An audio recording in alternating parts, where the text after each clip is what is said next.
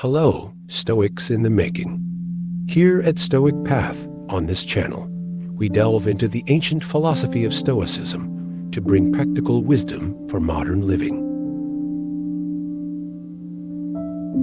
Two elements must therefore be rooted out once for all: the fear of future suffering and the recollection of past suffering, since the latter no longer concerns me, and the former concerns me not yet. After a long day at work and terrible traffic, you finally make it home. The stress has taken its toll, and you're exhausted, bored, and frustrated with the day's events all at once. You walk into your kitchen to find a heaping pile of dishes, something you asked your spouse to take care of this morning. Yet, they're relaxing in front of the TV as if nothing's wrong. You feel the anger rising up, and unable to control yourself, you yell at your spouse. You don't hold back. You're out to make a point, to prove that what happened is a really big deal. Your spouse is frightened and embarrassed.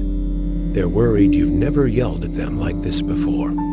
They were going to do the dishes later, but you never gave them that opportunity. The day's been long for them too, yet you didn't care. They just wanted to have a nice night with you, but now that's ruined. Later that night, you finally start to understand what losing your temper has cost you. You know you shouldn't have said what you said. You should have been more considerate. You should have acted differently. You regret your choices. Maybe for you, it wasn't a pile of dishes that set you off. Maybe it was your kids using markers on the wall, or your boss dumping that report on you before your vacation. Regardless of the scenario, we've all lost it at some point, and we've all felt the pang of regret.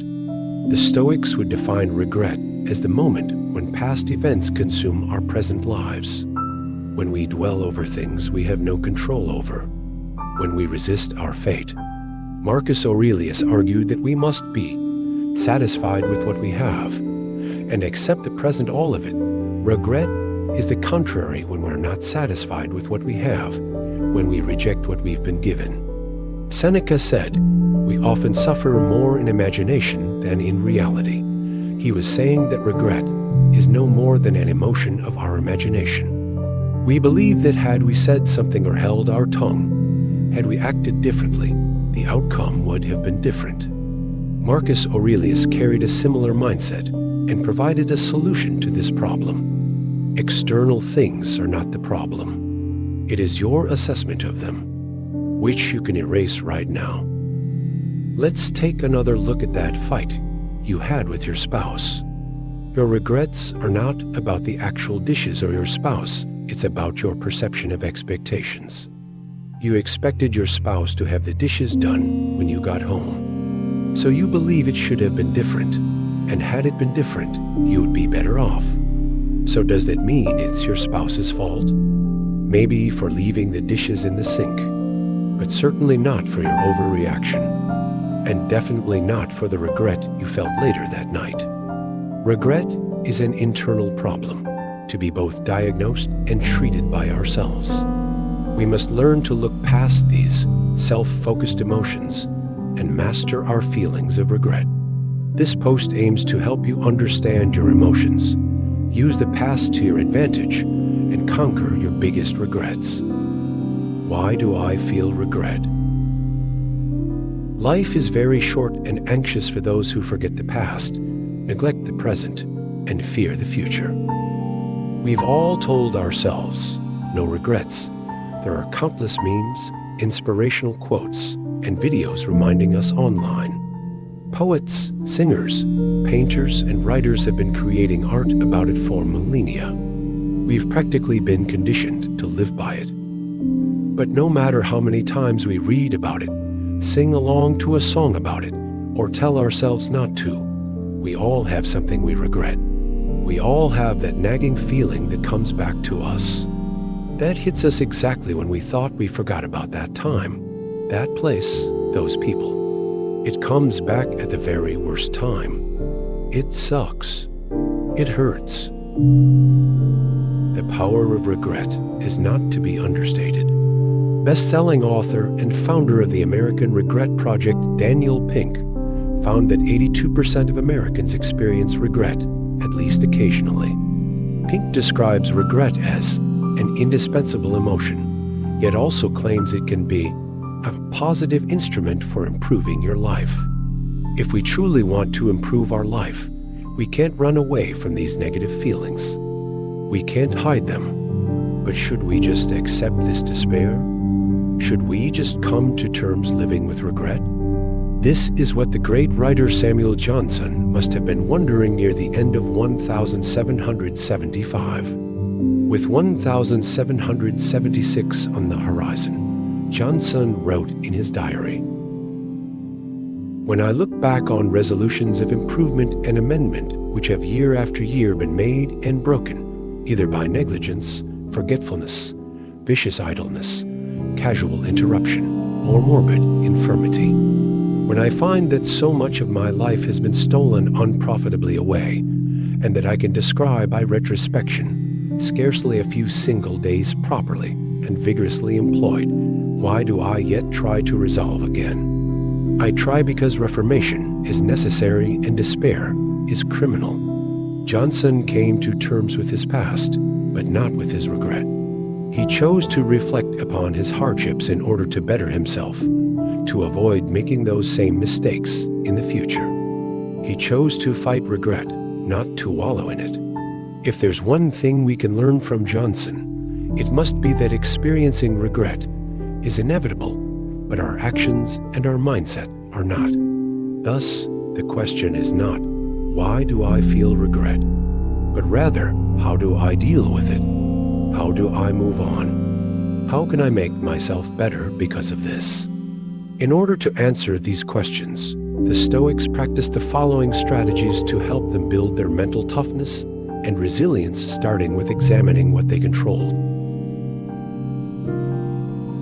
Focus on what you control. Every event has two handles, one by which it can be carried and one by which it can't. If your brother does you wrong, don't grab it by his wronging, because this is the handle incapable of lifting it. Instead, use the other that he is your brother, that you are raised together, and then you will have hold of the handle that carries. One of the most important practices in Stoic philosophy, which was introduced by Epictetus, is determining what we control and what we don't, what we have power over and what we don't, what we can change and what we can't. There are two ways in which we can look at the past two handles we can grab, to use Epictetus' quote. The first handle forces us to perceive the past as an inevitable experience, destined to wrong and hurt us from the beginning. The opposite handle, however, allows us to extract the good parts and use our experiences to benefit ourselves. In looking at past decisions, we must grab them by the latter handle. We must understand that what happened, happened. We must see that we can't change the past, no matter how much it hurt us or someone else. So what good does regret do? Absolutely nothing. As a society, we've become disillusioned by the idea of what we control. We all believe we have some control over the outcome of whatever we encounter. We all believe that if we keep thinking about what happened, somehow we'll be able to change what happened. Yet, we must come to terms with the fact that some things simply can't be changed. We must understand that some things are in our control and some that aren't. Say, if you regret getting a haircut, you're in control. You can style it, cover it, or just wait for it to grow out again. You command your situation. But if you regret cursing out your boss before quitting your job, you're not in control. You can't take back your words. As Marcus Aurelius wrote to himself, and by extension, to us, remind yourself that past and future have no power over you. Only the present, and even that can be minimized. Just mark off its limits. And if your mind tries to claim that it can't hold out against that, well then, heap shame upon it. The past is done. We can't linger in our insecurities. We can't ponder over our regrets. We must learn that what happened is out of our control. Now we must let go. Letting go is a necessary, if sometimes heart-wrenching gateway to genuine transformation, is how the always Zen basketball coach Phil Jackson put it. The Stoics called it the art of acquiescence, the giving up and the assenting of whatever things are so that they can be what they are to become. In one way, regret is just wishing things went the way we wanted them to. But by letting things become what they must, we are less likely to regret what we've done. In accepting that some things are simply out of our control, we are less likely to wish for a different outcome. The past is something we can't control anymore. We can't change what we said, what we did, or how we felt. We can, however, control the present. We control how we grow from our experiences. We control how we respond to adversity. We control how we can use our regret to our advantage. We control how we act right now. We must. The past is something we can't control anymore. We can't change what we said, what we did, or how we felt. Love your fate. A blazing fire makes flame and brightness out of everything that is thrown into it. After we sort out what we control, we must find how to respond regardless if we control what's happening or not. We must determine how we handle ourselves. We must determine how we overcome obstacles. We must determine how to move forward. In the first book of his discourses, Epictetus envisions himself being executed by Roman guards, his life out of his control. In a display of tranquility and wisdom, he lays out his thoughts. I must die, but must I die bawling? I must be put in chains, but moaning and groaning too. I must be exiled. But is there anything to keep me from going with a smile, calm and self-composed? Though the term was first coined by German philosopher Friedrich Nietzsche, the practice of amor fati, loving your fate, dates back to Epictetus and the Stoics. Often by means of reflection and meditation, the Stoics would use this practice to settle past trauma and help them achieve a greater sense of inner peace. The fates guide the person who accepts them, Cleanthes said, and hinder the person who resists them. Amor fati is more than just understanding what happens to us. It's understanding that our perception doesn't always have to be negative. It's understanding that accepting the present circumstances will make us better. It's understanding that we must be grateful for the cloudy weather sometimes, and that there's always a way through the storm. We all face hardships. We all get stuck in traffic. We all deal with slow Wi-Fi or bad cell service right when we need to send that important message.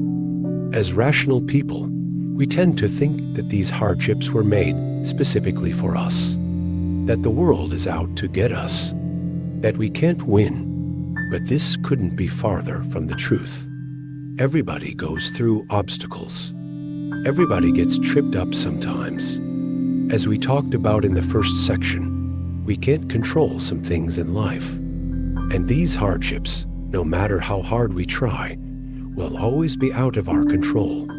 When we accept what happens to us, after understanding that certain things, particularly bad things, are outside our control, we are left with this, loving whatever happens to us and facing it with unfailing cheerfulness and strength.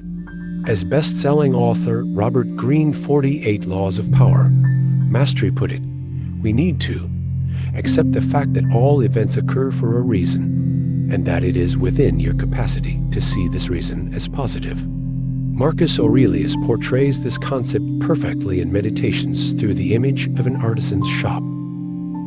There are thorns on the path, then keep away. Enough said. Why ponder the existence of nuisance? Such thinking would make you a laughingstock to the true student of nature, just as a carpenter or cobbler would laugh if you pointed out the sawdust and chips on the floors of their shops. Yet while those shopkeepers have dustbins for disposal, nature has no need of them. Why get tripped up by the thorns? Why ponder over the sawdust on your floor? It's simply part of nature. As long as you have the capability to see them, you have the capability to move past them. In practicing amor fati, we're also less likely to have regrets in the future. By embracing the challenges that lay ahead of us, we're less likely to regret the decisions we make to conquer them regardless of the outcome. We're able to tackle the future with confidence, conviction, courage, and so much more. Amor Fati is more than just a mindset, it's a way of life. Incorporating Amor Fati into your life will take time, effort, and sacrifices that probably won't feel comfortable. But we must. We must move past this existential angst. We must move forward, away from our regret, and towards our future. Love what's happened to you. Love who you've become, and how much you've changed. Love your fate, Amor Fati. Look ahead. We should project our thoughts ahead of us at every turn and have in mind every possible eventuality instead of only the usual course of action. Before Ryan Holiday gets on stage for a big speech, he runs through everything that could go wrong. Trouble with the microphone, the clicker not advancing a slide, the audience not reacting as anticipated. He is able to see potential problems before they arise and come up with solutions before anything actually happens. He is able to prevent himself from being overwhelmed if a problem arises by being prepared. Rehearse them in your mind. Exile, torture, war, shipwreck, Seneca said. All the terms of our human lot should be before our eyes. This practice, called premeditatio malorum, is one of the oldest and most common practices in Stoic philosophy. It literally means the premeditation of evils. The Stoics used this practice to help them prepare for life's inevitable hardships and remain calm and confident in turbulent times. The world isn't fair. We all know this. We don't always get what is ours, even if we've earned it. We don't always win, even if we play hard. But we can't be surprised when we don't win. If it comes as a constant surprise each and every time something unexpected occurs, you're not only going to be miserable whenever you attempt something big, you're going to have a much harder time accepting it and moving on to attempts 2, 3, and 4. You're going to have a much harder time living in the present instead of lingering in the past. You're going to have a much harder time trusting your instincts and fighting regret. There's perhaps no better personification of premeditatio malorum than the great Booker T. Washington. Washington ran a school with 1,500 students, all while advising politicians and activists and traveling across the country to give speeches. But how? How did he maintain this lifestyle, and with such striking success? When I begin my work in the morning, I expect to have a successful and pleasant day of it, but at the same time, I prepare myself to hear that one of our school buildings is on fire, or has burned, or that some disagreeable accident had occurred, or that someone has abused me in a public address or a printed article for something that I have done or omitted to do, or something that he had heard that I had said, probably something I had never thought of saying.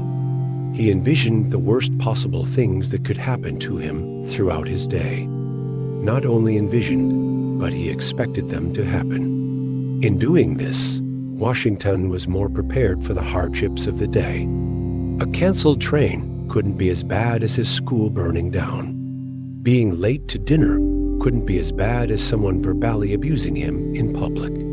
In preparing himself for challenges, Washington was simultaneously preparing himself for regret. Since he saw his fears right in front of him and anticipated them happening, he was less scared of the outcomes of his choices, and he was less likely to regret them.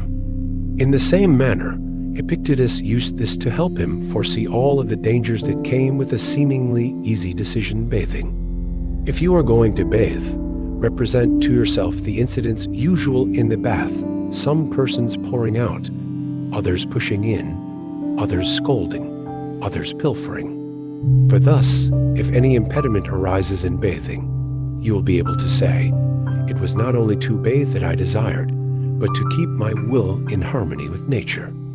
And I shall not keep it thus if I am out of humor at things that happen." Practicing premeditatio malorum allows us to be more prepared for life's inevitable setbacks. Though it may be hard to admit, everything will not go our way. We might not get that job that we want. We might not win that game, but we will be ready for any obstacles that cross our path. We'll know that we made the right decision, and we won't regret our choices. That's it for today's episode. If you found value in this video, don't forget to like and subscribe for more Stoic insights. Keep reflecting on the teachings, and see you in the next video.